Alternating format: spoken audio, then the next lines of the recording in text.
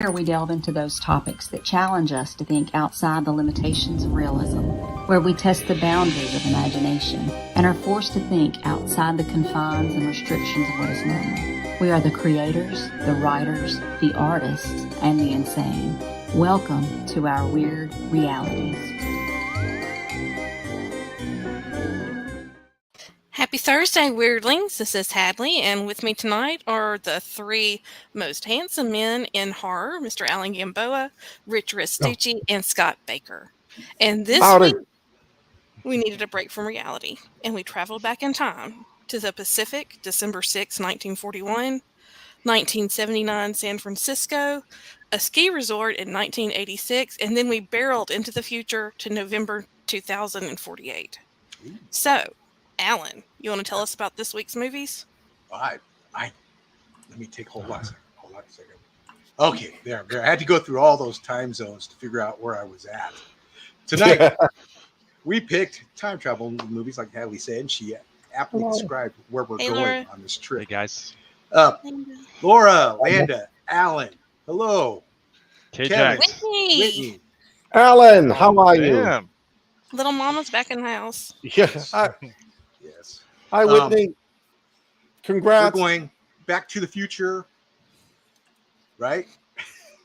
And these movies, we have Hot Tub Time Machine. Hey, Hi, Tony. Hey, Tony. We have The Final Countdown. Hey, Tony, Tony, I. I like that. I like what he did. See what he did? Yeah, there, me Tony? too, yeah. Because he's awesome. Tomorrow War, which is the name of a J.L. Bourne book. Very good one. Yep. And Time After Time. So we've got 4 different movies and different time periods. And so we're looking forward to have some fun traveling with all you through time and all the paradoxes in these movies. So do anybody have anything to add? No, you did very well. Yeah. I enjoyed this week. Yes, it was. It was a good week. It was a lot of very different movies, but they were all really good. I had forgotten how good Time After Time was.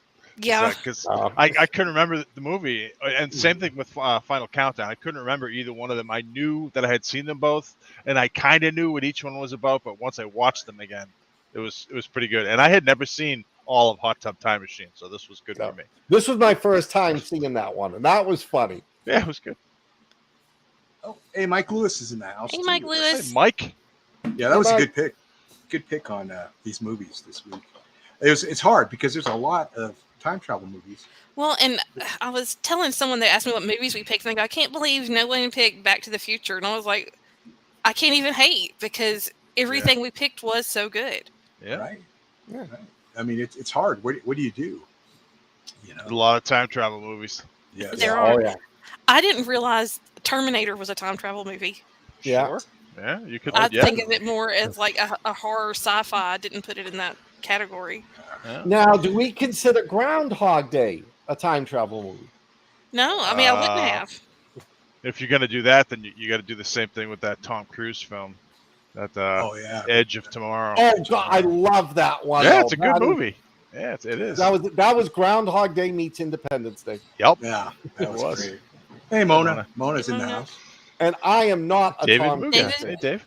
Oh, Hey, David. Hey, David's writes sci-fi. He's the man. Yeah. There we go. Time travel, actually. Yeah. His book is about, you're right. well, You're right. not necessarily time travel per se, but time not traveling. So it was pretty good. Don't forget me. Almost done. It's got. Technically, vampire movies are time travel movies. What do you all don't think? age? Yeah, that's true. Huh? Yeah. It's individual time travel story. Well, you want to get started on our reviews? Then? Yes, Are we let's do it. we loose? Everybody stretched and everything for tonight? Let's go by year. So that would put Alan first. Oh my gosh! I don't do this to you, guys. Well, yours was 41, and you go back to 41. That is true. Mine. Well, if we're gonna go by dates, then technically I gotta go. That's true. Trough Are, it are up. you jumping ahead? Do you want to jump in? You want to jump in, Scott? Let's I'll go. go. Go, Scott. Go. All right. I chose Time After Time. If any of you have not seen it, this is one of the best time travel movies ever. It's very well written. The script was written and the movie was directed by Nicholas Meyer, and that name should sound familiar. He did Star Trek: Wrath of Khan, Star Trek 4, I think, and Star Trek 6. All the good Star Trek movies. And the movie, and it's got the most phenomenal cast. Malcolm McDowell plays Herbert H.G. Wells, and David Warner plays Jack the Ripper. And the movie begins in 1893. Jack the Ripper has returned. He murders this young woman in downtown England, downtown London, and disappears. The scene then cuts to H.G. Wells in his apartment, and he's sitting there, he's talking with his friends, and it's very accurate because he's talking about socialism and how the future society will be so much better and it'll be utopian, and he's just relating about how everything will be so great. And then David Warner, who plays Jack the Ripper, but he also plays the doctor, the living in the time, shows up. The police arrive and say that they want to talk to him, that somebody saw what they thought was Jack the Ripper come into his house. He lets Scotland Yard in. They can't find David Warner, Jack. So they think, okay, he must have escaped. Turns out that Herbert H.G. Wells actually built a time machine. It wasn't just a novel. And that David Warner, Jack, had used it to go into the future. So he decides to hunt down his friend. There's a key that if you have the key, it will return you to the original time. You can stop it. Otherwise, the machine returns. David Warner didn't have the key, so the machine comes back. So Herbert follows him into the future and tries to hunt him down. He wants to kidnap him. He wants to bring him back and make him stand trial at Scotland Yard. And he does some pretty good detective techniques. He goes to a whole bunch of banks, trying to see if anybody cashed in old English pounds for US dollars. And on one of the banks, he goes to an English bank, and he meets this very young, very attractive teller, Mary Steenburgen. And she gets a crush on him. So it turns out that, yes, she knew where he was. She knew the guy. He showed up. He exchanged the money. She recommended that that Jack, go to the Hyatt Regency if he's looking for a place to stay. And H.G. Wells goes to track him down. To me, this is the best scene in the movie. It was so brilliant because they have the confrontation in the hotel room. And Jack sits Herbert down and turns on the TV. And the TV is showing nothing but murders and gang violence and riots and that. And pardon me, I wrote it down. David Warner leans over to him and says, "You haven't gone forward, Herbert. You've gone back. We don't belong here.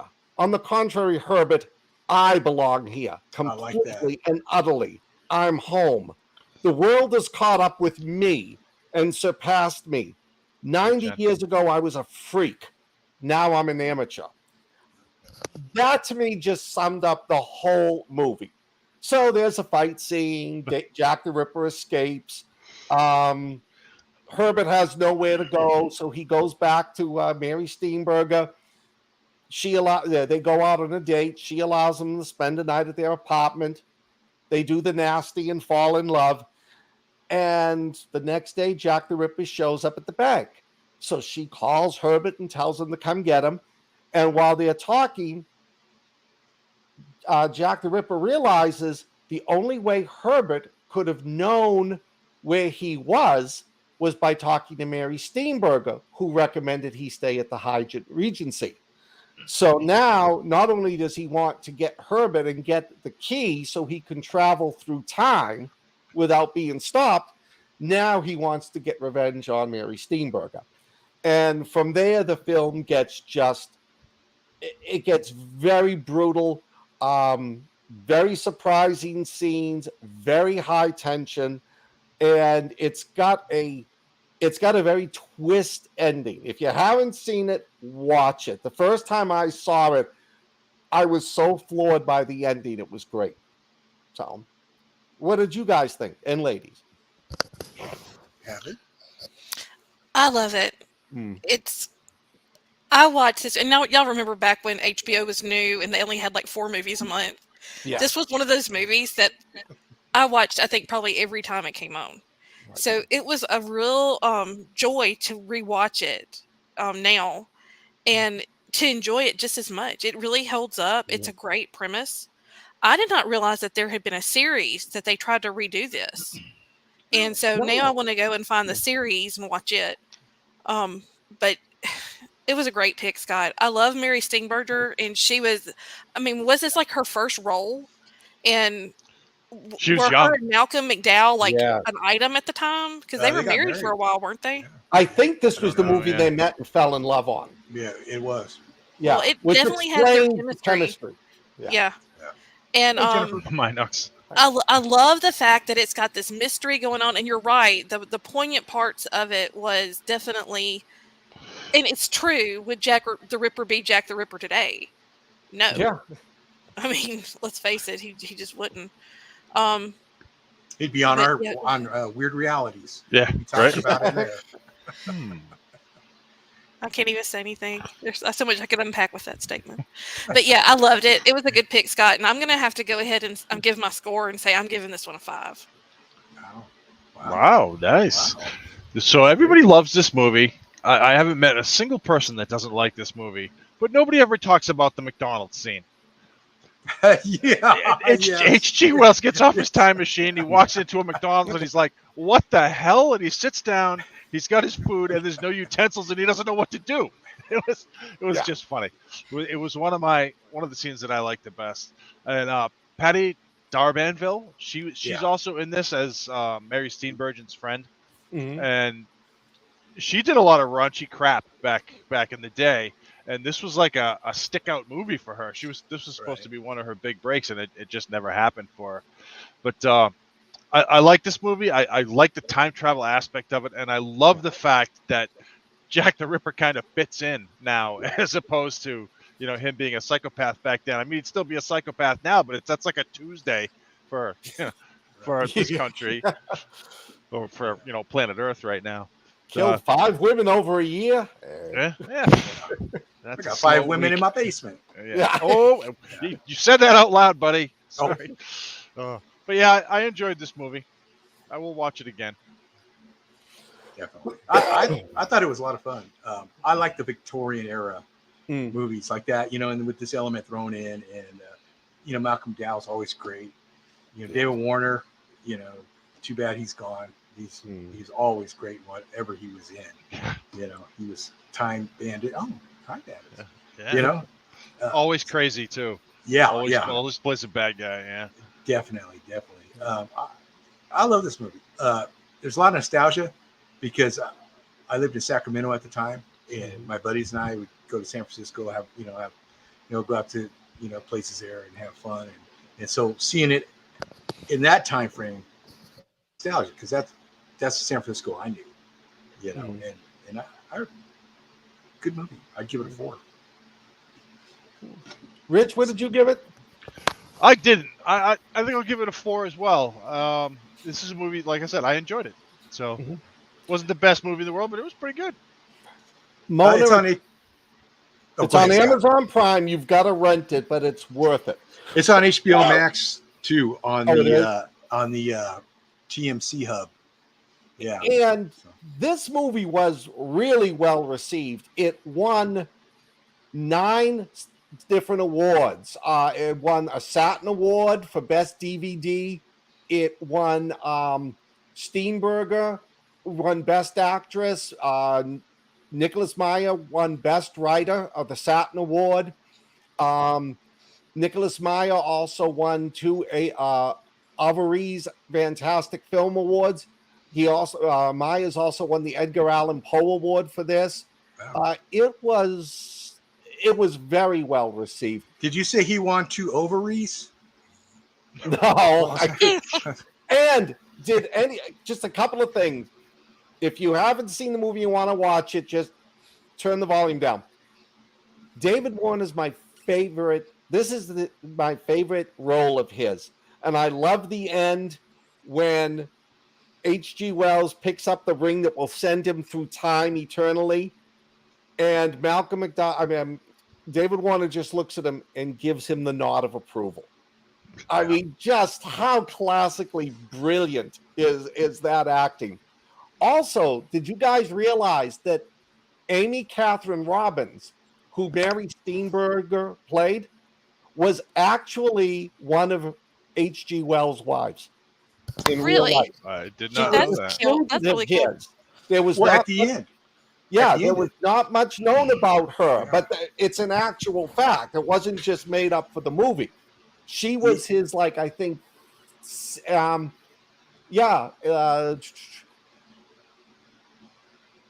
she moved in with him in May 1895, but not much is known about her before that. And just one little thing. Did anybody catch when H.G. Wells wakes up in the museum and the little boy was sitting there? Did anybody catch who the little boy was? Corey Feldman. Yes. First TV role or movie role. He's in the end credits, not in the beginning credits or anything, but you look and it's when they have character, and it's the crazy. Boy. Yeah. All I could think of was, I know he didn't say, but all I could think of was American Werewolf. A naked American man stole my balloon. This is one of my favorite time travel movies. I give it a 5. Nice. The love story, the plot twists, the acting, the 3 of them was superb in this. So what's our scores on this? 2 5s, 2 4s. Okay. That's pretty good. Good for you, Mike. Yeah, that's pretty good. All right. I guess I'll go. Mine is The Final Countdown. Actually, I read somewhere the band Europe got the idea for that song from this movie. This movie takes place in 1980, and I think it was made in 79, I believe. An assistant in the Department of Defense, Warren Lasky, is assigned by his mysterious chief, Richard Tideman, to visit the aircraft carrier USS Nimitz, commanded by Captain Matthew Yellen, as an observer of the daily routines, and seeing how the ship shakes out. Lasky learns that Commander Air Group CAG, Richard Two Owens, has great knowledge of World War II history. That's because he goes snooping in his room.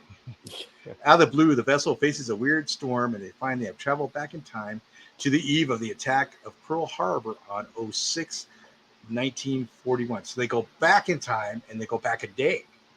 When the 2 Japanese Zeros attack the motorboat of Senator Samuel Chapman, the crew of the Nimitz rescues the senator and his assistant, Laurel Scott. Lasky soon learns that the senator had disappeared on that day, and Captain Matthew Yellen is planning to attack the Japanese. Will these actions create a time paradox? Will they? There's a lot of things that happen on there. This movie is really cool because it's like Top Gun for sci-fi nerds.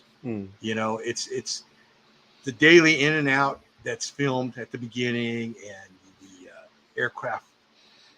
I mean, the shots aren't CGI'd or anything of the aircraft. The time storm, yes, definitely. Wait, that wasn't a real time storm? Maybe. It's a letdown. I don't know. No, there was more electricity in the time storm, and you see how Hollywood works around the periphery. Yeah. It makes me sad. Kirk Douglas is commander or the captain of the aircraft carrier Nimitz. Charlie Sheen's dad, Martin Sheen, is Warren Lasky, this kind of troubleshooter for the Tideman Group, which has helped build this aircraft carrier. Mm-hmm. There's a big paradox in that. And James Farentino plays Richard Owens, the CAG. And you have Kathleen, what's her name? She's married to Sam. Catherine Ross? Catherine Ross. Yeah. Catherine Ross plays Senator's aide, and the senator is played by Charles Durning. Charles Durning. Thank you. That guy really, it took a long time for him to age, didn't it? Yeah, it did. I mean, you see him in Oh Brother, Where Art Thou? And he looks the same. You know, a little heavier. I always think about him in The Best Little Whorehouse of Texas, where he's singing that song. Yes. He's a good actor. Definitely a character actor. Yeah. And everybody knows his voice. Yes. This movie's it's a lot of fun. You know, this nuclear aircraft carrier, they're going to get ready to fight the Japanese Navy. I mean, I wanted to see it. Me too. Yeah. Me too. I really wanted to see. I was like, oh, because I went into this blind. I knew nothing about this movie. I probably saw it back in the day, but I was young and just forgot it. But yeah, I was really hoping I was going to get to see that. And I was like, they need to remake this and they need to show that because America needs to see it. Oh, yeah, definitely. But the flight scenes where they splash the 2 zeros, that was awesome. You know, it's a great movie. I don't want to really give too much away if you haven't seen it because it's got a twist ending. Yes. And here's a question for you. Yes. If you were the captain of the Nimitz, would you have attacked the Japanese fleet? Yes. Because you know you're going to screw with the timeline. You're going to create a new timeline. So you got the time storm coming in. Do you leave or do you fight the Japanese fleet? Well, that gives you an out. Yeah. Well, okay. I don't have to do this. You gotta pick one. Which way are you going? I'm going out. That'd be such a tough call for me. I want to get back home to my family, but all the people you could save. But then who all knows the who people you're that... saving too. Maybe you're saving the person that ends the world. Yeah. Oh. But when Martin Sheen and Kirk Douglas were arguing, Kirk Douglas says, you know, we'll control everything from here on in. I know he meant it in a positive way. Yeah. But yes, we would be the only country with a nuclear carrier, nuclear weapons, advanced technology. Would have screwed up the timeline irreparably. Yeah. Not just that, but all of the lives that you would be saving. Yeah. All of the babies that would not be born. Right. Yeah. Or would be born. Yeah. Yeah. But I mean, think about, you know, people whose husbands died, that they got remarried and people, I mean, it would be a huge time travel stuff kind of messes with my head. So this movie has a big paradox, you know, with James Farentino, you know, his character. And this was actually a Navy recruiting movie too. Oh yeah. I did not know that. The Department of Defense had their hands all over. So you could just tell by where they were filmed at, the operations, how much they got right in this movie. Mm-hmm. You know, it's just really very cool, the insight of that aircraft carrier. It was a really good pick. I really enjoyed it, Alan. I was kind of on the fence. It was another Southern Comfort. I don't even want to talk about that. You redeemed yourself this week. This was a good movie. I really, really enjoyed it that much. Southern Comfort was good. Don't let her give you crap. She was just upset because it made Southerners look bad. Deliverance made Southerners look bad. This movie made them look stupid. It's the same movie. By our house. Oh no, but I loved this movie when I first saw it because, like Hadley with Time After Time, you know, I watched it like 20, 30 times on HBO when it first came out. I was disappointed watching it this time because the action in it was so minimal. Oh yeah. It's not and I was thinking I would love to see it remade today. You know, but then if you attack them, how do you get around the time paradox? Right. You can't. No, you can't. Jennifer's giving a call out for Snarky Thorn. I'm not snarky today. Sorry. There's Joe Hansen. Hey, Joe. Hi, Joe. Hey, Joe. Southerners. looked bad. I haven't I seen don't know. that. I don't know. I think weren't they in Nevada? They were in Nevada, right? Yeah, they were. I Yeah. think they were. Yep. Yeah. Yeah, makes Nevada. I'm not in Ellen? Nevada. I live there. Unfortunately, I'm American. Well, it's south of something.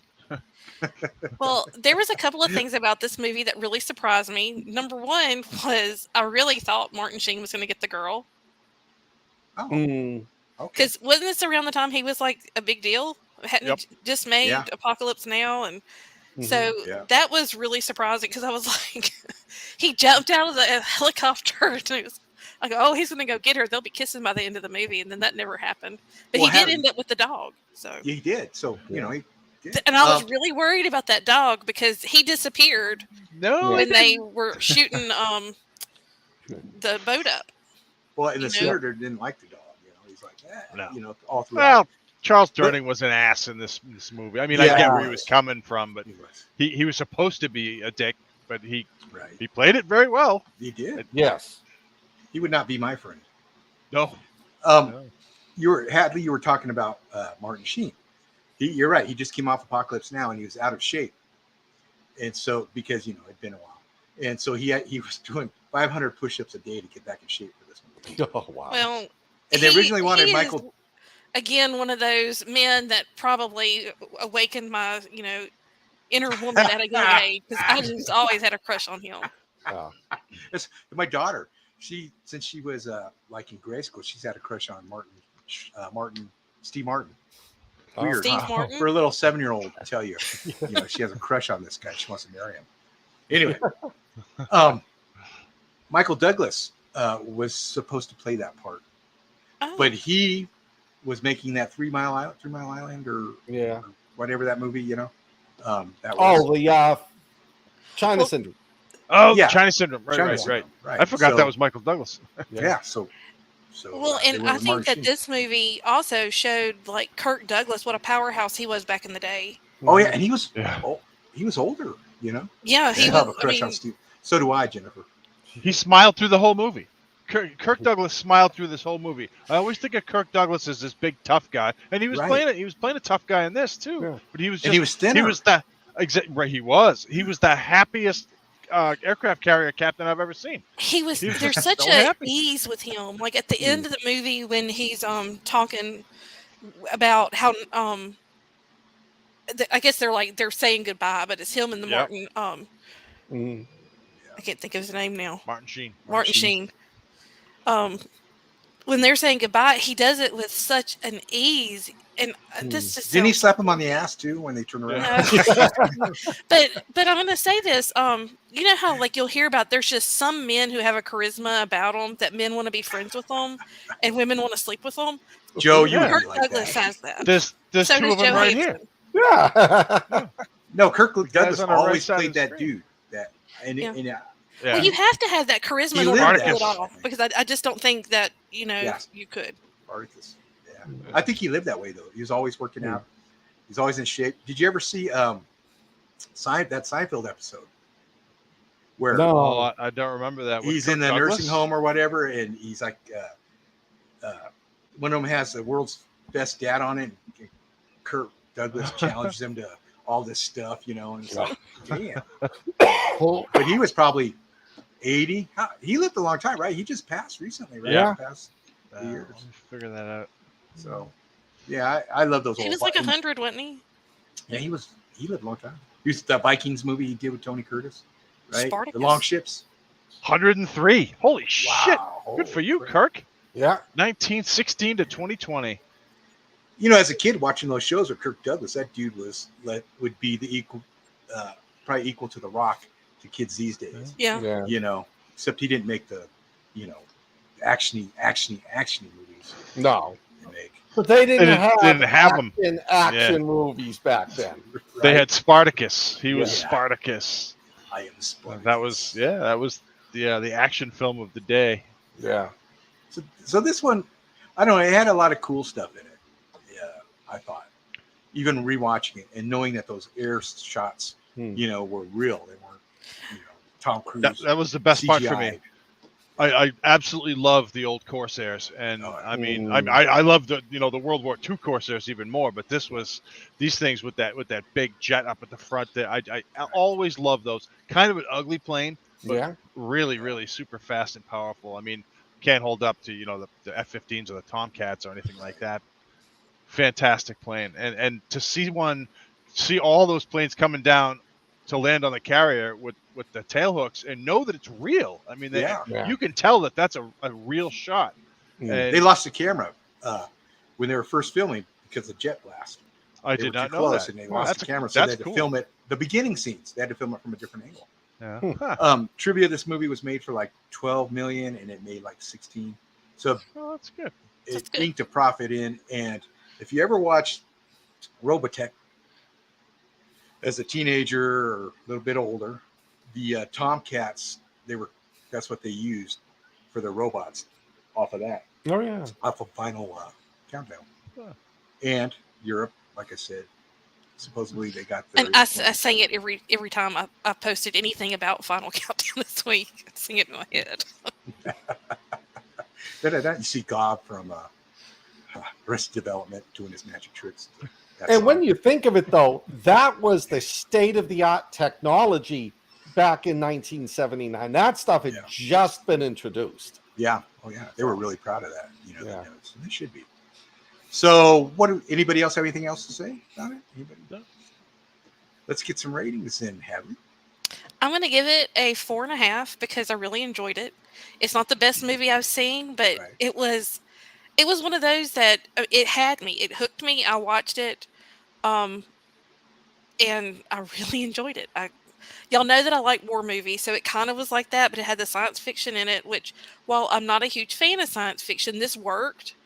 Everything was very clear. It wasn't, too above my head. And I just really, really enjoyed it. And I'd recommend it to anybody that is looking for just a movie to pass the afternoon away with. Nice. Rich? I really wanted them to fight the Japanese fleet. That kind of bugged me.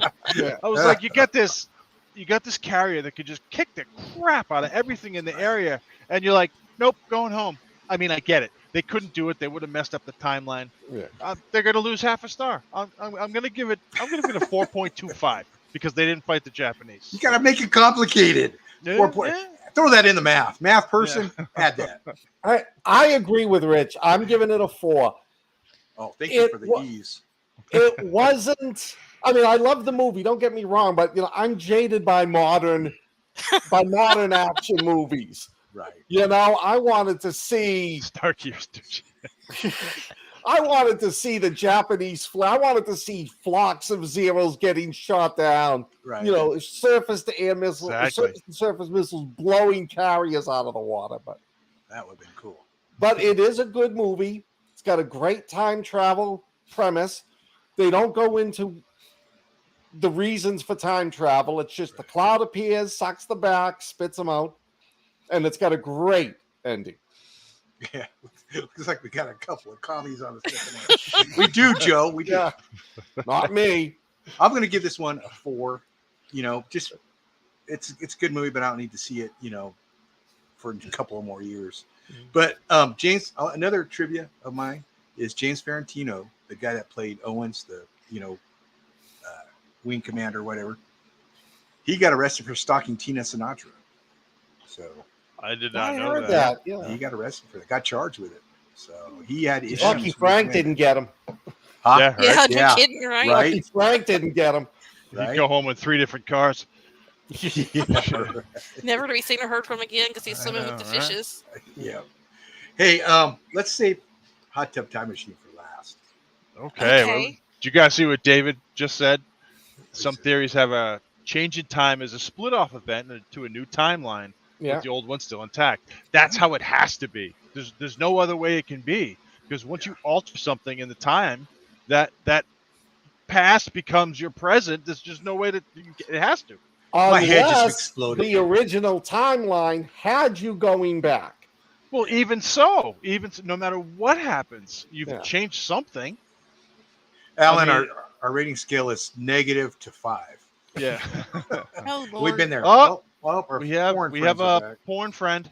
Ah, I don't know how they find us. I don't know. There you They hit everybody Y'all up. said Russians. go. Somebody said Russians. commies. They found us. It's probably some of Joe's friends. Okay, let's do yours. The Tomorrow War, Rich. Hey, Ashhole. Hey, Ash. Hey, Ash. I'm a fan of this movie. This is a film with time travel Hey, Landa. as its base. Hey, Landa. Um, We'll do Tomorrow porn War movies stars. some week. Yeah, that's a good idea. Tomorrow War stars Chris Pratt, Yvonne Strahovski, Sam Richardson, and J.K. Simmons. With a $200 million budget, this film was supposed to hit theaters mid-2021, but as that pesky plague was running rampant, the movie went direct-to-video via Amazon streaming in July of 21. As the film's only a year old, I really don't want to go into too much of the plot, and because I don't want to wreck it for anybody who's been putting off watching it. But stop putting it off and go watch it, because it's a pretty good action flick. And while Chris Pratt doesn't have a huge amount of funny lines, he does get the job done. So 30 years from now, Earth is at war with this really cool race of alien creatures called the White Spikes that they're just ravaging the planet. And the creatures' only goal is to eat everything with a pulse. They just want to eat everything. A group of soldiers is sent back in time to recruit more troops to battle the enemy, as there aren't that many humans left in the future. So former squad leader in Afghanistan and now high school science teacher Chris Pratt gets conscripted to go fight for 1 week in the future. Anybody that gets conscripted, they get sent in for 1 week. I really can't say too much more about the plot without giving it away, but there's tons of action, some great science for us nerds, and the creatures, who are designed by Ken Bartholomew he did the Maze Runner, some Godzilla creatures, Fantastic Beasts, some of those creatures. They're really cool. These aliens, they're savage, beast-like critters, but they have more than just a rudimentary intelligence. They're pretty smart. They're ridiculously fast, super tough, and merciless. They can fire these deadly bone spikes from their tentacles, hence the name.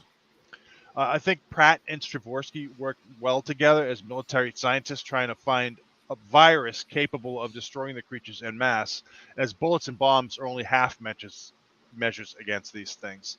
And there's a twist with Pratt and Strahovski, but you can really see it pretty early. Before they let it go, you can tell what it is, and it's cool. The time jump, when they do the time jump sort of at the beginning of the film, it was fantastic. It's this really new graphic, the way they did it.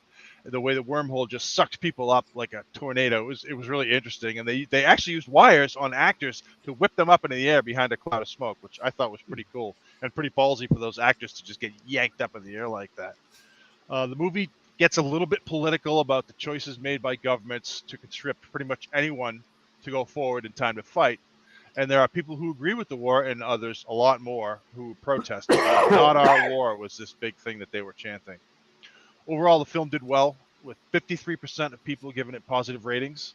Critics were more mixed, and the film only has 3 stars on IMDb. I kind of disagree with that.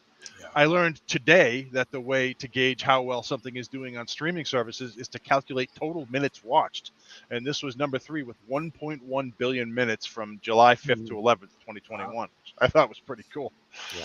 I would have watched this movie just to see J.K. Simmons, as he's one of the funniest actors of our day. And I like Chris Pratt and Sam Richardson as well. Yeah. Yvonne Strahovski, she was in one of my favorite comedies, which was Chuck. And I loved her in that. Yeah, me too. Everything about that show was great. Mm-hmm. I enjoyed this film, and while it wasn't the best sci-fi I've seen in the past few years, it was pretty good. I wish I could talk more about the plot, but I think there's a lot of people that likely haven't seen this yet, as it only came out last year. What did you guys think?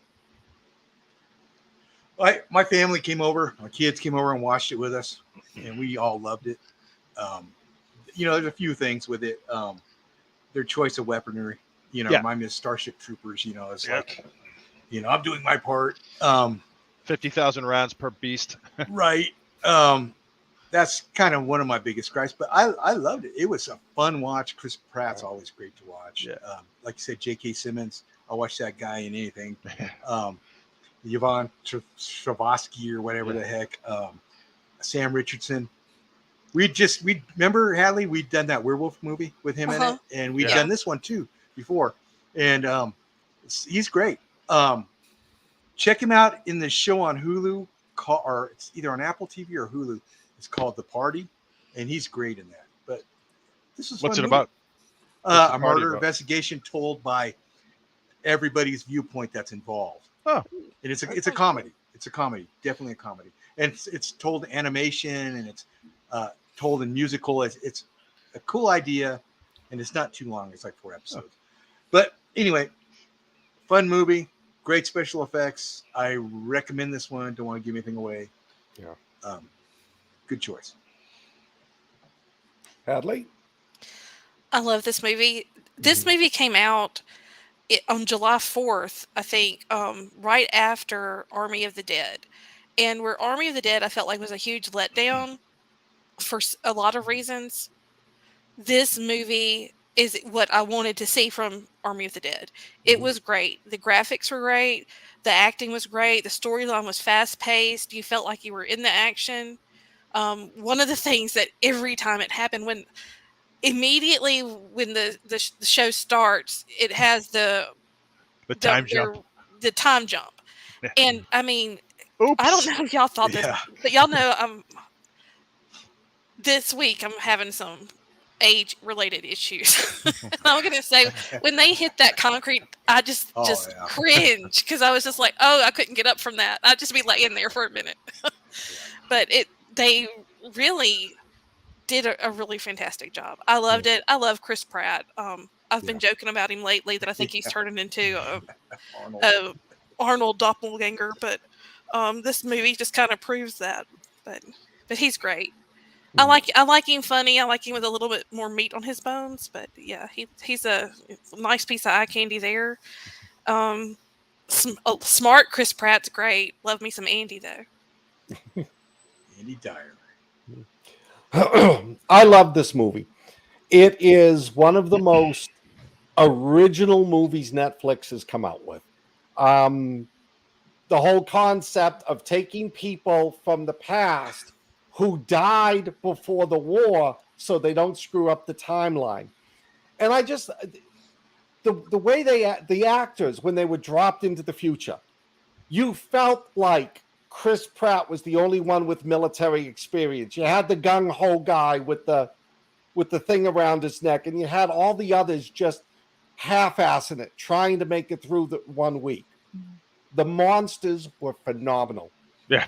Yeah. They were. I They're mean, pretty cool. that first scene when you see them in the stairwell, the first time I saw it, that blew my mind. It pissed me off. Oh, God. Because every single one of them emptied all their magazines at one critter, and I was like, "What are you doing? They're not trained." I understand that, but still, it still bugged me. I'm not trained either, and I wouldn't empty my magazine. It reminded me a lot of Enemy at the Gate, when they sent in all the Soviet soldiers into Stalingrad, but only half of them had guns, and the other were told, just pick up the weapons from the guys who died. And if you retreat, we'll shoot you. Yeah. It was brilliantly done. I loved it. I don't want to give anything away. I didn't see that little plot twist between Chris Pratt. No, I didn't see it until all of a sudden it happened, and it was like, wow. Well, that's good then. Now, that's neat when that could be a surprise. Yeah. It was really good. I think Chris Pratt did a great job of being, he was scared as shit, but you didn't see it in him. He took command of the whole group. He was dealing with all those emotional issues. When he found out what happened to him 7 years from when he was told to do the time jump. I thought how they dealt with the aliens was brilliant. I love the end, and I'm not going to give anything away on the end, but all I will say, the only reason this movie doesn't get a 5 is because of the time travel paradox they screwed up at the very end.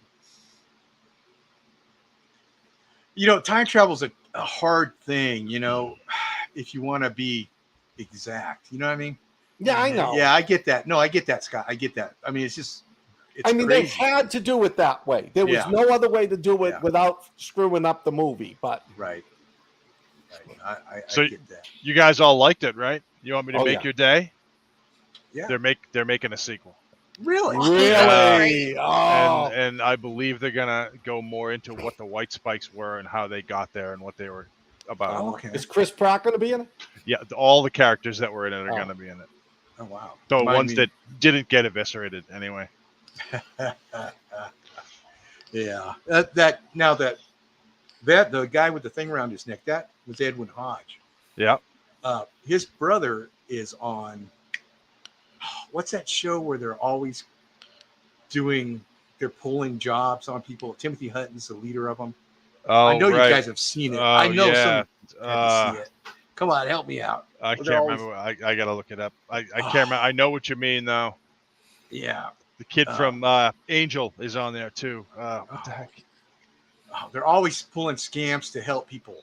Yeah. What the hell is that? They rebooted it on the Roku channel. Come on, people. You got to know that show. Yeah.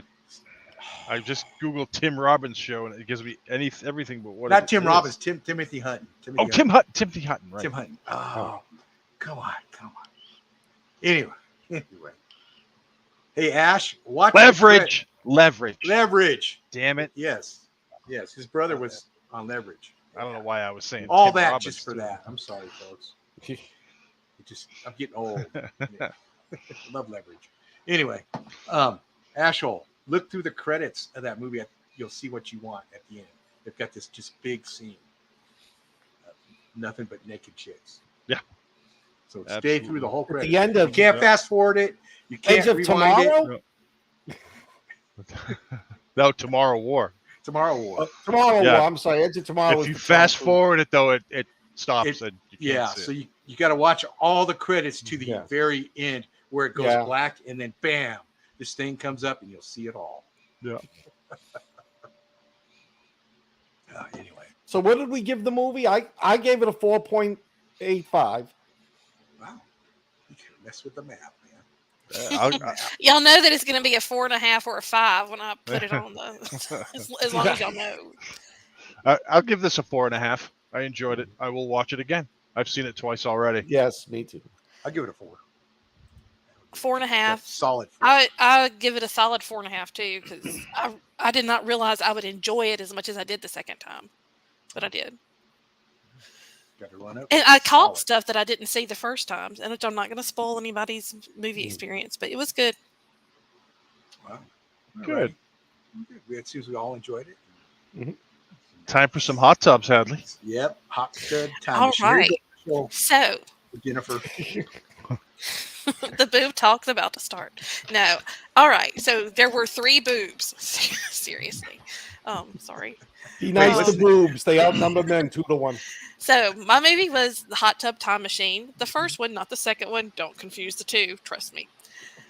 John Cusack, Rob, I can't say his last name, Corddry, and Craig Robinson are 3 best friends. And they're going to go, the Rob Corddry character has hit an all-time slump. They're all kind of having some issues in their personal lives. And because of his current state, he had tried to commit suicide, supposedly. He was kind of muddied. If he did, he was drinking, driving, that whole thing. And they decide that in order to lift his spirits, they're going to go back to the last great blowout that they had. And they're going to go to the ski resort. And I'm assuming it's in California. And they go, and this was like their best memory from like when they were in college. And everything was going good for them. Craig Robinson was doing his music. Rob Corddry is still kind of a loser, but you know, he was a metalhead loser. It was all good. And then you have John Cusack, whose wife is leaving him, and he broke up with this great girl. And she stuck a fork in his eye. Anyway, John Cusack's nephew is going to go with them, which he's kind of a little loser himself. And it is just hilarious. The chemistry between the Rob Corddry character and this guy, and I can't think of his name. Does anybody know? The kid. Nephew Oh, is Clark hysterical. Duke. Clark Duke. He's great. He was on the Office. He's amazing, Clark Duke. and he plays just. They were so great. If you are a Gen Xer you have to watch this movie. Yeah. There are scenes in it only you will understand. Yeah. I don't know. I'm sorry. 6 boobs is. I'm reading the comments. I know they're going. I'm like, what? Comments are going crazy. Yeah, this movie's Nobody's great. listening I to us. loved They're it. all I'm not talking going to about ruin it boobs. because Mona hadn't seen it, and I don't. Mona, you just got to trust me on this. You're going to laugh your took us off. But it's a good movie. I don't know if you guys enjoyed it. I know last week Alan was going to give me a hard time. So, did y'all enjoy it? I did. I thought it was great. I had never seen this movie all the way through. This was the first time that I watched it all the way through, and I liked it all. A lot of things rang really true with me. A lot of things rang home when they had gone back in time. And what I didn't understand was why, again, I don't want to wreck it for anybody, but why they looked like their younger selves to everyone else. That was weird, but it worked. So Yeah. I kind of like that too. One of the things that's not usually talked about when you're reading reviews and stuff on this movie is that Chevy Chase is in it, and he's just a dick. He's he's trying to help, but he's just a dick. And He's he a just mystical disappears. hot tubby pyramid. Exactly. Mystical hot tub. And he just kind of disappears. And there's a lot of boobs in this movie for you boob lovers. And it's a kind of a ski movie too. It takes place at a ski resort, back in time in the 80s. I recommend it. Craig Robinson is absolutely hilarious. He's in a different hot tub with this. He used to be a singer in a band, and he's in a different hot tub with this girl, and he has realized that his wife is cheating on him back in whatever time they came from, now. And it was a very funny scene. I recommend this movie. I'm just going to stop right there. It's before I got get too into it. Crispin Glover in Crispin it, Glover. and he's like, in the now time, he's like lost an arm. So there's like this whole thing. I mean, it's just hysterical. It has got a lot of really good actors. It is Craig Robinson, by the way. He's my hero in this movie. And I will say the spoiler. When they do the Miro look into him with that Belle Biv DeVoe hair, Yeah. I laugh. I probably laugh for about 10 minutes just over the hair. That kid and play do, yeah. Yeah. Jump. But the soundtrack is great. Rob Corddry is probably one of the most underrated asshole actors I've ever seen. Agreed. I love him in everything, and he's just plays a dick so great. He crushed it in was in this. that. Which one was he in this? He was the guy that was trying Lou. to kill himself. He was Lou. Oh, well, okay, yeah. Lugal and Motley Lou. Yeah, But Motley he Lou. was the hero of the movie. Yeah. Yeah. He's I in that zombie movie, Warm Bodies. Yeah, and he was in. If you want to see him playing a straight guy, not the raunchy guy he always plays, cocaine sniffer and all that crap. You always see him in. There's a TV series called Life in Pieces where he plays kind of a, I don't know, not a wimp, but just he plays against character. But he's really funny. I loved him he's in really Ballers. talented. I was just Which I going to don't say know he's if in y'all watch Ballers too, Ballers. right? Yeah. Yeah. He's really funny. He's very talented, but he really does nail being a dick really well. Cusack was like the third wheel in this. Really, Yeah. He wasn't really he was kind of the glue, but he wasn't the Craig Robinson and This was Rob no, Corddry those- stood out. it was and their Clark movie Duke. for sure. Yeah. Poor Clark Definitely. Duke. And the thing about Cusack, My because I think mom. we were talking about him last week, was he isn't making the same quality movies he did, but this movie to me is quality, and he just really is the straight man in it. Yeah, he is. He really is. But I highly other- recommend this movie. I give it a 5. It makes me laugh every time I see it, and sometimes that's just what you need. And this is my time travel gift to you all. Let's go back to '86. Listen to some Crew. Yeah. I liked Yeah. the part where Clark walks in on. I can't get that way though. No, you can't talk about this. No. It's rated G, this show. Yeah. Except for the boobs. Yeah. PG-13. This is a good No, pick. A good pick, Natalie. when he calls the wife. Yeah. Yes. Oh, she's 9 years old. The dad gets on the phone. This is between us. It's just a good movie, guys. I would love to hear your comments on if you like it. Mona, please keep me updated. I think you're going to enjoy it. And the soldier has the Winter Soldier in it. Yeah, it did have Sebastian Stan in it. Sebastian Stan's an asshole in this movie. Yeah. He was a big head. His head was incredibly large in this movie. His little bitty body with his tight rolled jeans. 80s hair. Yep. Yeah. The guy with the cell phone. Looks hilarious. I love the movie. It was funny. I loved listening to the 1980s music. It was great. But one thing I really liked about it was the characters started, I'm not going to correct the mistakes of the past. Like when John Cusack was going to correct the mistake and found out it wasn't a mistake. Yeah.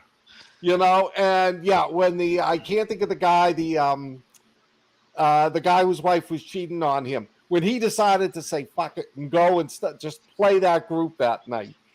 But the other two, I love the dynamics between the guy that tried to commit suicide and the nephew. Yeah. They were a riot together. And I saw that coming. Halfway through the movie. Poor Clark, dude, man. Can you imagine going back in time and meeting your mother before you were born and she was a tramp?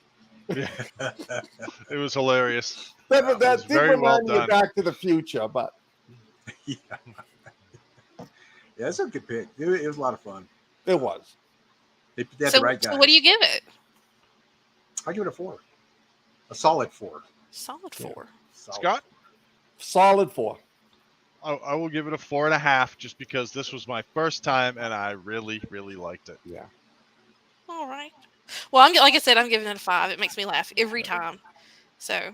Now I hear part 2. It sucks. Yes, I do not recommend part 2. Just stay with the beauty of part 1, and you'll be fine. Yeah. Hot Tub Time Machine is actually on HBO Max right now, Mona. So actually 3 of these movies were on it. So I think Time After Time. Final Countdown's on Tubi. Yes. And that's free. Yeah. And So you can do that free subscription probably and just turn it off after a week if you want to watch stuff this weekend. But yeah.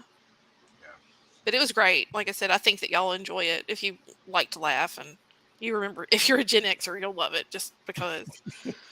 Or a boomer. I'm a boomer. And you're on the cusp. You and Scott are on the cusp. Yep, I'm on the cusp. Yeah, you're like me. Yep. You can enjoy Gen X, but you can claim you're a boomer. Yeah, Get off my lawn. Get off my lawn. That's my son. I got one son that's like that. The Tomorrow War is on Amazon. It's an Amazon original too. Is Tomorrow War Amazon or Netflix? It's Amazon. It is Amazon. Okay, sorry, I said Netflix earlier. Yeah. You're forgiven, Scott. Thank you. Just tonight.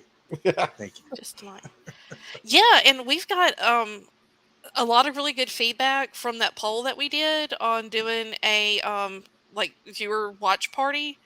And it looks like, pretty much everyone's got Netflix and Amazon Prime, so if we can pretty much pick something from them. And I don't know if y'all are interested in doing the Rob Zombie version of The Munsters, but it is coming out on September 27th. Yeah. So that weekend, if y'all are available. Uh-oh. What's that, Rich? What's that? I have never liked The Munsters.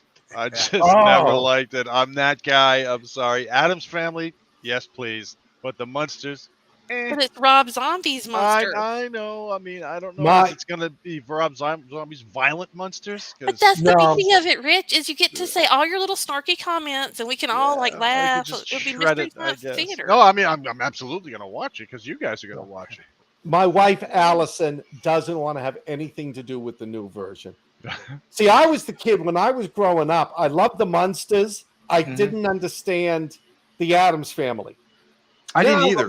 Now the Munsters are like, yeah, they're okay, but I adore the Addams Family because I get it now. Yeah, and the pictures you see of the new Munsters movie, it's in color because I think they're making it in black and white though, right? Filming it in black and white. I don't know. I think they're making it in color. That's the main Ooh. reason my wife doesn't want to watch it. Yeah, see, the colors do not look good in that. No, they don't. And we've also got coming out Interview with a Vampire, that series, coming out October 2nd. And it was and the new, I can't remember if it's on Netflix or Amazon Prime, Wednesday. Yeah, That'll be on Netflix. Yep, on Netflix. That looks good, actually. I did not care to see it. I thought it was going to be crap until I saw the trailer with her walking in with the bags of piranha. Then it's like, I'm hooked. Well, one of the things I would be interested in discussing with the crew and with our loyal followers is, would y'all like to see us do some after show commentary, maybe 30 minutes after we follow a series or something? Just let me know. Send me a comment, and we're trying to shake some things up for us going into our third season, which will be starting in Halloween, which that's our third. We'll be 2 years old then, going into our third season, I guess. Wow. And I'm the newbie of the group. No, that's me, isn't it? Yeah, Rich is the baby. No, you came in. I'm the last one of the group. That's not true, Scott. You were doing the show with JT. Yeah. I don't remember. Yeah. I walk upstairs to the kitchen and don't remember why I'm going up there. So. Yeah, we had you on. That's right. We did, Scott. Oh, Jennifer Sammons is saying that we need to mention Cobra Kai. Ooh, it comes out tomorrow? Tonight at midnight. Ooh. If you stay up late. No, I got to work, but nice. No, I'll be watching crappy movies on Tubi. Sorry, Tony. I started watching Moby Dick 2010, and I had to turn it off. Wait, what'd you say, Kathy? Moby Dick 2010. I had to turn it off. It starred Barry Bostwick. It's horrible. Is that the one about the aircraft carrier? It's a submarine. I think there's one with a submarine. Big. I'm still going to watch 900-foot long whale that was impossible. Yeah. I think it's an asylum movie too. And a 900-foot long whale. I was. Really I believe you. Anyway. All right, guys. Well, that's going to do it for us. That is Watching Wyrd on Thursdays. Be sure to tune in next week. You know where to find us during the week. We have a Facebook community. We're also on all the places. You can find us using our link tree. That's going to be LINK. LINK. I can't even remember. Linktree Weird Realities with a Y. And until next week, we'll see you. You can find us on Fringe FM. You too, streaming David. on Fridays. And we'll talk to y'all next time. Stay weird. Take it easy, guys. Bye. Thanks for coming.